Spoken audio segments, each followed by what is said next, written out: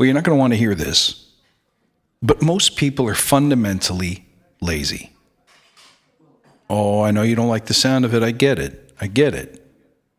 But if we're being honest, most of what Agile endeavors to solve is that simple problem.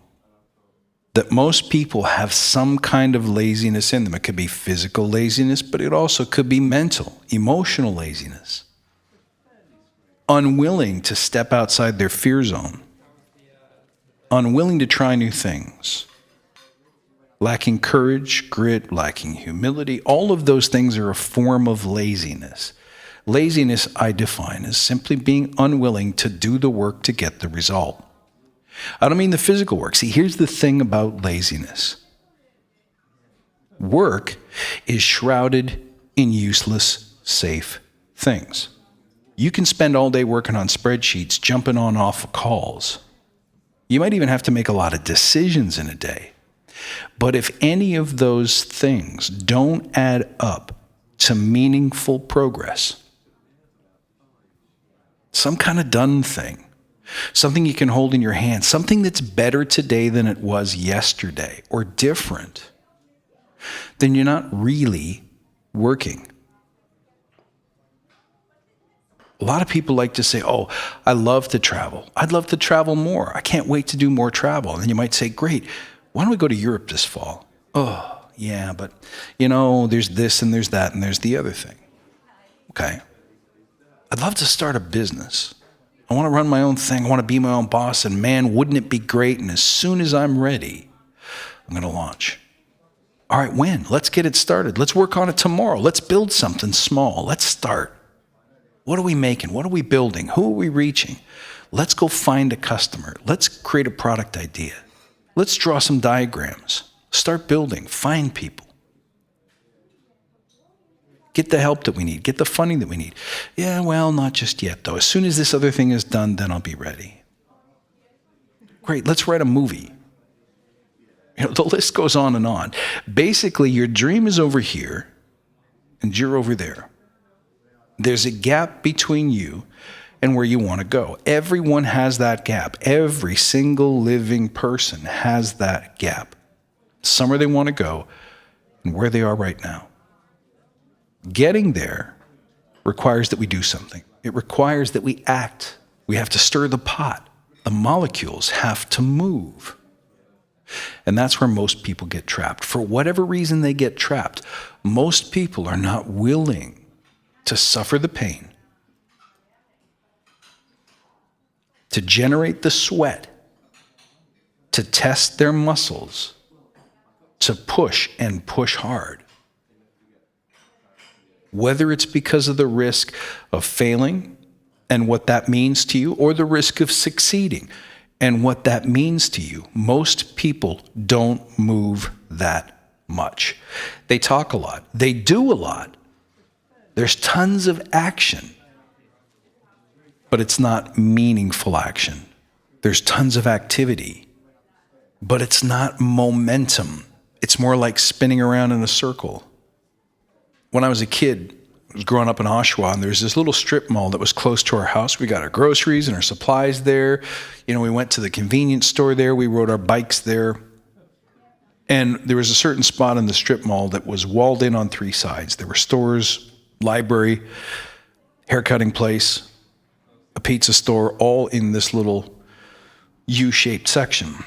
And when the wind would come blowing in down this long strip mall across all these storefronts, it would eventually end up in this little section, and it would start to spin. It would make this little tiny torrent, this little miniature hurricane, a whirlpool. And it would pick up all the plastic bags and garbage and spin it around like it was on a merry-go-round. Every once in a while, the wind would let it go, and it would fall back down to the ground, and then it would start again and pick up again. That's how most people live. Spinning around in circles, doing stuff, but at the end of the day, when the wind lets go, everything falls to the ground. And it's all just kind of waste. It's all just garbage. And it seems exciting and it seems pretty. Everyone stops to watch it, but there's nothing there. There's no real movement. The plastic bag never gets to see the next neighborhood or the next street over. Just kind of sits there till someone picks it up, throws it in the garbage can. If you don't believe me, or if you think I'm being too hard, try an experiment. Create a project. Talk to somebody at work, someone in your peer group, and say, let's build this, let's do this. And see how many times people can't, all of a sudden, they'll make the first 3 meetings, but they don't make meetings 4, 5, 6, and then after a while, they might even stop talking to you. See how many people say, oh, I'd love to, but I can't, I'm too busy. Oh, I'd love to, but I can't, I have another meeting. I'd love to, but my weekend was just crazy. It was so crazy busy. Everyone's crazy, aren't they? Other people say, oh, my foot hurts, my head hurts, my back hurts. And for the most part, we accept it. We say, well, of course, that makes sense. How can I expect you to commit to massive outcomes, to commit to bold and adventurous things when you have all these difficult things going on in your life? But here's the truth. Those difficult things, the sore foot, the sore neck, the sore back, the crises, the surprises, the disruptions, all of those things happen to everyone all the time. We're Agilists. We're supposed to be good at pivoting and saying, yeah, my foot hurts, so I'll learn how to work with the other one. Yeah, my back hurts, so I'll sit up, lie down, stand up, whatever I have to do to manage the pain and work through it.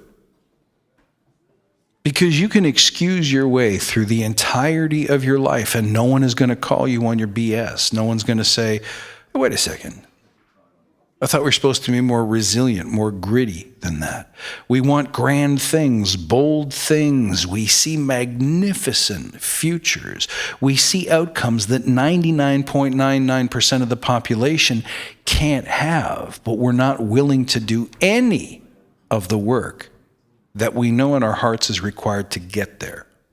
And the real thing is not the sore foot. It's not the drama that you're having with your vendor or your sister-in-law. It's the fear. It's the fear of committing. We don't commit to things. Commitment's disposable. Marriages are disposable. Friendships are disposable. Products are disposable. Go look in your junk drawer. How many old iPhones have you got sitting around? If you look at the statistics for some of my digital courses, easily 1/4 of the people who buy a product don't even open it within the first 6 months. After that, I stop counting. So we spend the money saying, I'm going to improve. I want better. I want to learn. I want more. I want to enjoy this experience. And then we just, too much work. We drift away. We forget. We allow our attention to be captured by insignificant things. That's a form of laziness. It's not that we're not doing. It's not that we don't want to get up off our butts. We just don't want to do the hard things. Hard things is looking at ourselves and the commitments that we make and then break and saying, nope, I want to do better. You can't lead like that, folks. If all you do is make promises and break them, you think nobody's watching, you think they're buying your excuses, you're wrong. They're watching. They're judging. They're making assessments. They're learning. And you're handing it to them. You're giving it to them. You're 100% responsible for your outcomes. You're 100% responsible for the opinions that other people have of your trustworthiness, your leadership quality, and your character. The simplest way to build a better reputation is to act in ways that are worthy of a great reputation. That means we can never be lazy. Not only can we not say, I feel like sleeping in, I don't want to go to work today. That's one thing. That's first level stuff. It's the next level stuff that matters more. Are we willing to look at ourselves and say, holy crap, I'm lazy. I allowed my weakness to get the better of me right there. I didn't act courageously today. I wanted to be better, but I didn't do the things required to be better. Now, I can speak with authority on this because this used to be me. I used to tell people I was going to do stuff or show up at a place, and at the last moment, I'd be like, no, I'm not feeling so great. Must have ate something funny.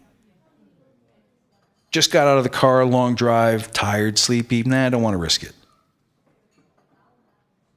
And someone once told me, people remember that. People start to form an opinion about you. that you always say you're going to do something and you never do it.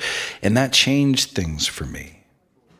And I made a decision to be different and to do different. And it took a ton of exploration and a ton of work, but I can save you the same trouble. Take a good look.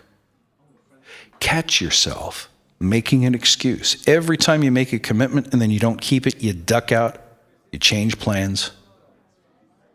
That is intellectual or emotional laziness. And it's got nothing to do with how much horsepower you put out. I know you make 100-page PowerPoint presentations. I know you make giant spreadsheets. I know you go to a lot of meetings. I know you're on the committee. I know you're on the council. I know you're the coach of the team. I know you do tons of volunteer work, and that stuff is all energy. But if that energy doesn't go to some kind of an evolution, making tomorrow better than today, then there's an opportunity to step up your game, to do better. Do one thing this week. Just start noticing in yourself and especially in others how many times people say they will, and then it turns out that they won't. You'll start to notice that most of the world is made up of people who make excuses. It's easy. You have no competition when you look at it that way. All you have to do is be bold, to make promises and keep them, to make commitments and hold them dear, to simply get up and put in the reps today, to find a way to push through the pain, the discomfort, the fear, the disarray. And this is where you'll really start to get agile at a deep philosophical level, because these are the problems that all of those principles and processes were designed to work around. Don't work around them. Work right through them.